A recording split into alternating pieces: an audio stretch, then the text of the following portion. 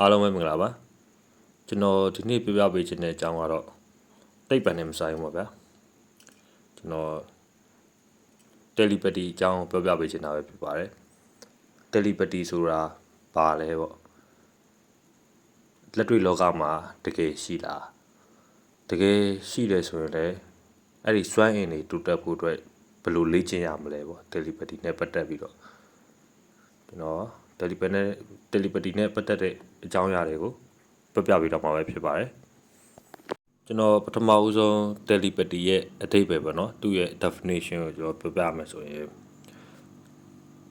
သူကတယ်လီပတီဆိုတာဘာမှကြားကမပါပဲဆက်တွေ့တဲ့ပုံစံတစ်ပုံပေါ့ဗျာ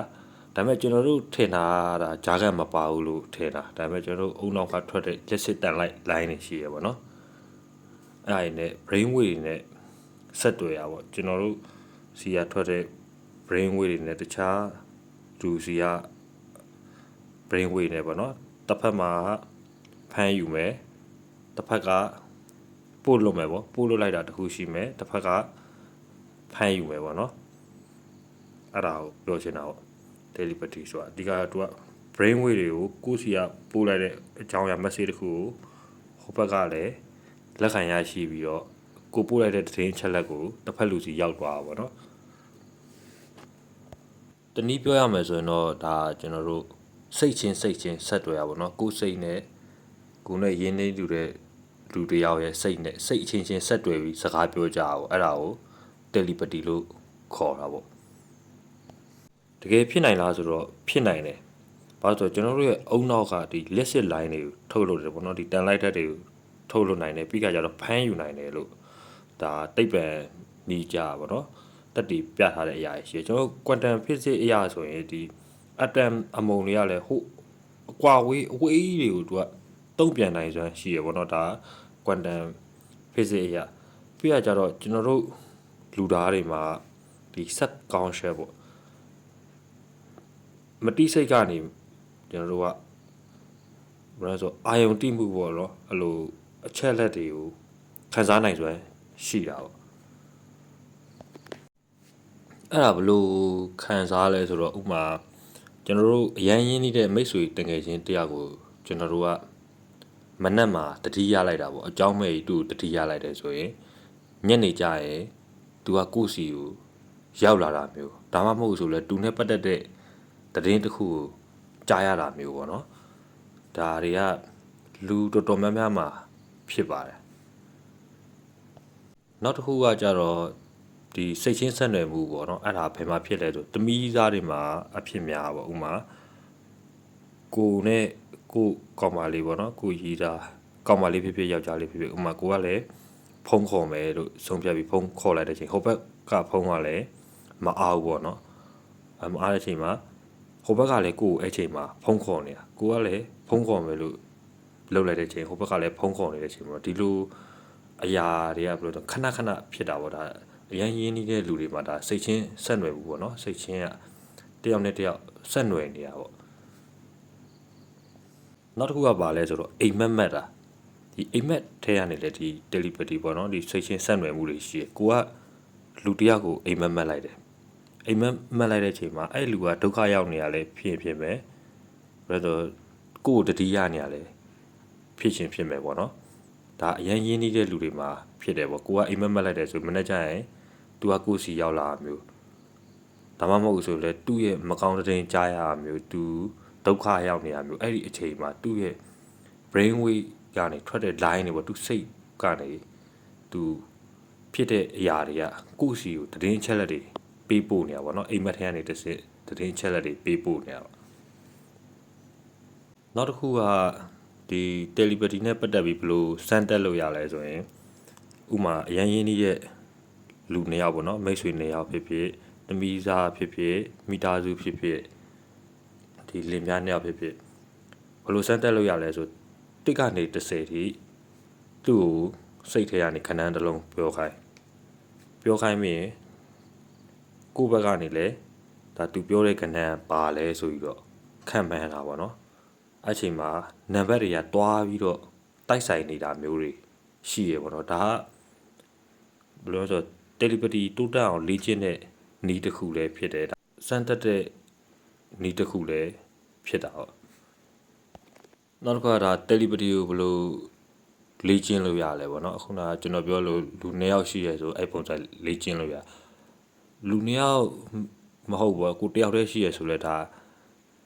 နံပါတ်တွေပေါ့ကက်တွေပေါ့ဥပမာဖဲချက်တွေဖြစ်ဘာဖြစ်ဒါဘာလဲဆိုပြီးတော့အဲ့လိုခတ်မှန်းတာပေါ့ဥပမာကိုကဒါ A လား1လားပေါ့နော် A လားဆိုပြီးအဲ့လိုကောက်ခတ်မှန်းလိုက် A ကြာဆိုဒါ A ဖြစ်သွားရပါတော့ဥပမာကျွန်တော်တို့6ဆိုပြီးတော့အဲ့လိုခတ်မှန်းပြီးတော့ဖဲချက်တစ်ချက်ကိုဆွဲလိုက်မယ်ဒါဆိုရင်6ကြာလာတယ်ပေါ့ဒါဘယ်လိုလဲဆိုတော့ဒါလူရဲ့စိတ်ဆွမ်းအင်နဲ့ပေါ့နော်ဒါခတ်မှန်းတာပေါ့ခတ်မှန်းပြီးတော့သူကလူသားတွေရဲ့အုံနောက်ကအဲ့လိုခတ်မှန်းနိုင်စွမ်းရှိတယ်ပေါ့ကျွန်တော်တို့ဒီ telepathy ဆိုတာဒါစိတ်ရှိဆက်နွယ်ဘူးเนาะအဲ့ဒါလက်တွေ့လောကမှာလည်းတကယ်ရှိပါတယ်ဘယ်လိုလူတွေမှာဖြစ်လဲဆိုတော့ဒါအရင်ရင်းနှီးတဲ့လူတွေမှာဖြစ်တယ်ပေါ့ဥပမာကိုကလူတယောက်ကိုအကြောင်းအရာအချက်လက်တစ်ခုကိုပြောချင်တယ်ပေါ့ပြောချင်တယ်ဆိုကျွန်တော်ညအိတ်ခန်းလေးမှာအဲ့လူကိုဒီကျွန်တော်မျက်လုံးကနေမြင်အောင်ပြီးတော့ကျွန်တော်အကြောင်းအရာတစ်ခုပေါ့ဥပမာငါစီကိုဖုန်းဆက်ဆိုရင်ငါစီဆက်တွေ့ပေါ့အဲ့မျိုး message ပို့ပါပေါ့ကိုက message ပို့လိုက်တဲ့အချိန်မှာသူ့အုံနောက်ကနေသူ့ရဲ့စိတ်ကနေပေါ့နော်ဒီ brain wave ပေါ့နော်အဲ့စိတ်ကနေသူကလက်ခံရရှိတဲ့ခါကျရင်သူကကိုယ့်စီကိုဖုံးချက်ခြင်းစိတ်ပေါက်လာပြီးတော့အဲ့လိုဖုံးဆက်တာတော့ပါတော့အဲ့ဒါတွေကဒါလက်တွေ့စမ်းတက်လို့ရဥမာညအိတ်ခန့်နေတိုင်းသူမျက်နှာကိုတိချာစိတ်ထဲမှာမြင်ပြီးတော့အဲ့လို message ပို့မှာပေါ့နော်ကိုကအဲ့စီကိုဖုံးဆက်ပါအဲ့လိုမျိုးညတိုင်းအဲ့လိုတပတ်လောက်ပြောပြီးမယုံဆိုစမ်းတက်ကြည့်တကယ်ပဲအဲ့ဒီလူကတင့်စီကိုဆက်သွယ်လာလိမ့်မယ်ပေါ့အဲ့လိုပြောတဲ့နေရာမှာပဲလေကိုကလည်းဒါစိတ်အားထက်တန်မှုလိုတယ်နောက်တစ်ခုကကျရက်တေစာတောက်စားလို့မရဘူးเนาะရက်တေစာတောက်စားရဲဆိုရင်ဒါစိတ်ပေါ့เนาะတမာရီအားရောကြရပေါ့ငွေဆွေးဝိုင်းပါတုံးလို့မရအောင်အဲ့လိုမတုံးဘဲနဲ့တိတိကျကျအာယုံစူးစိုက်ပြီးတော့အဲ့လိုလူတယောက်စီကိုစိတ်ထဲကနေကိုပြောချင်တဲ့အကြောင်းအရာအချက်လက်ကိုဒီလိုသတင်းပေးပို့ရဲဆိုရင်အဲ့လူစီမှာလည်းဘယ်လိုဆိုကိုပြောချင်တဲ့အကြောင်းအရာ message ကိုလက်ခံရရှိပြီးတော့ကိုယ့်စီကိုပြန်ဆက်သွယ်ရလိုမျိုးတွေရှိရပေါ့ဘယ်လိုအချိန်တွေမှာထိရောက်ပို့ဖြစ်လဲဆိုဥပမာကိုဒုက္ခရောက်နေတဲ့အချိန်လူတယောက်ကိုပြောတာမျိုးပေါ့သူဒုက္ခရောက်နေတဲ့အချိန်မှာကိုယ့်စီကို message ပို့ရမျိုးစိတ်ထဲကနေအဲ့ဒါအလိုလိုတိရပေါ့အလိုလိုတိပြီးတော့သူဘာဖြစ်နေလဲဆိုပြီးတော့အမှဆက်တွေ့တာပေါ့ကိုကအဲ့လိုပြောလိုက်တဲ့အချိန်မှာသူ့စီမှာအိမ်မက်မြင်မြတ်တာဖြစ်မယ်သူ့စိတ်ထဲမှာကိုရုပ်တရက်တတိယတော့ဖြစ်မယ်သူစိတ်ပြောင်းလဲတော့ပါကိုယ့်စီကိုဆက်တွေ့လာခြင်းစိတ်ဖြစ်သွားတာပေါ့နောက်တစ်ခုကဘာလဲဆိုတော့ဒါကနည်းနည်းတိတ်ပံနေလို့မို့ဒီဝိဇ္ဇာ line တွေပါတယ်ဖြစ်သွားပြီကျွန်တော်တို့ကဘယ်လိုပြောမလဲကျွန်တော်တို့အုံနောက်တွေမှာတို့ channel တွေရှိရပေါ့နော်ဒီကျွန်တော်တို့ဆက်တွေ့တဲ့ဥစ္စာတွေပေါ့နော်သူ line တွေပေါ့နော်သူရဲ့ line တွေရှိကျွန်တော်တို့ဥမာဘယ်လိုပြောမလဲဆိုကျွန်တော်တို့အဲ့ channel တွေကိုဖွင့်ပေးလိုက်တယ်ဆိုသူတို့ကလည်းရောက်လာရပေါ့ဥမာကျွန်တော်တို့ကဝိဇ္ဇာတွေကိုယုံကြည်ရဲပေါ့နော်ယုံကြည်ရဲဆိုရင်ကျွန်တော်တို့ကအမျိုးသူတို့ကိုးကွယ်မယ်သူတို့လက်ခံလိုက်တာပေါ့ကျွန်တော်တို့ရဲ့စိတ်ကလက်ခံလိုက်တာဒီ channel ကိုဖွင့်ပေးလိုက်တာပေါ့ဖွင့်ပေးလိုက်တဲ့အချိန်မှာသူတို့ကလည်းဆက်တွေ့လာမျိုးတွေအဲ့လိုကိုယ်သတင်းစကားပြောတာမျိုးတွေအိမ်မက်ပေးရမျိုးတွေလုပ်တယ်ပေါ့နော်ဒါဘာကြောင့်လဲဆိုဒီကျွန်တော်တို့ရဲ့အုံနောက်ကထွက်နေတဲ့ line တုံးတွေအများကြီးဒီစိတ်ဆိုတာလေဒီ line တုံးတွေနဲ့ပဲတွားအဲ့ line တုံးချင်းတွားတူတဲ့ချိန်မှာ तू ကလည်းကိုယ့်စီကိုသတင်းချက်လက်ပေးလို့ရပါဘူးအမှဝိဇ္ဇာတွေအိမ်မက်ပေးတာတို့ပြီးရင်ဒီဝိညာဉ်တွေနဲ့စကားပြောနိုင်တာတို့ဒါတွေကဒီ telepathy ပဲပေါ့နော်ကျွန်တော်တို့ကယုံကြည်တက်ဝင်သွားတယ်ပေါ့ယုံကြည်တက်ဝင်သွားမှဒီအရာတွေကဖြစ်လာတာဥမာနောက်တစ်ခုပြောမယ်ဆိုရင်ကျွန်တော်တို့ဒီ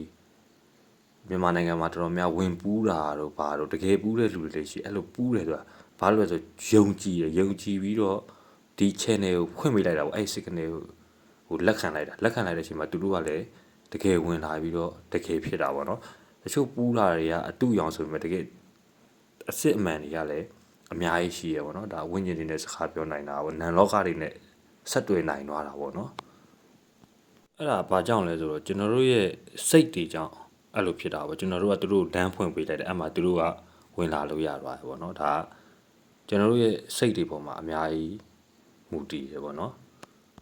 အဲ့ဒါဘာနဲ့တူလဲဆိုတော့ကျွန်တော်ဥပမာပေးရမယ်ဆိုရင်မိတ်ဆွေကအင်ဂျင်နီယာတယောက်ဆိုရင်ဒါအင်ဂျင်နီယာတွေနဲ့အဆက်အသွယ်ရှိမယ်ပေါ့နော်ဒီအင်ဂျင်နီယာလောကနဲ့အဆက်အသွယ်ရှိမယ်စီးလောကဆိုဒါစီးနဲ့ပတ်သက်ပြီးတော့အဆက်အသွယ်ရှိမယ်ပေါ့ဒီနန်လောကကိုလည်းဒီစိတ်ကဖွင့်ပေးလိုက်တယ်ပေါ့နော်အဲ့လိုဖြစ်သွားတဲ့ခါကျမှအမှနန်လောကလေးကလည်းဝင်လာပြီးတော့ကိုယ်နဲ့အဆက်အသွယ်ရှိတော့ပေါ့ဒါကိုကလက်ခံလိုက်တဲ့အတွက်ကြောင့်မလို့အဲ့လိုဖြစ်သွားကိုကလက်မခံဘူးမယုံကြည်ဘူးဆိုရင်ဒီလိုဝင်ပူးတာမျိုးတို့သူတို့နဲ့ဆက်တွယ်မှုရှိတာမျိုးကမဖြစ်နိုင်ဘူးပေါ့နော်ကျွန်တော်ဒီနေ့ပြောပြပေးတော့ဒါ telepathy အကြောင်းပဲဖြစ်ပါတယ်အားလုံးကျေးဇူးအများကြီးတင်ပါတယ်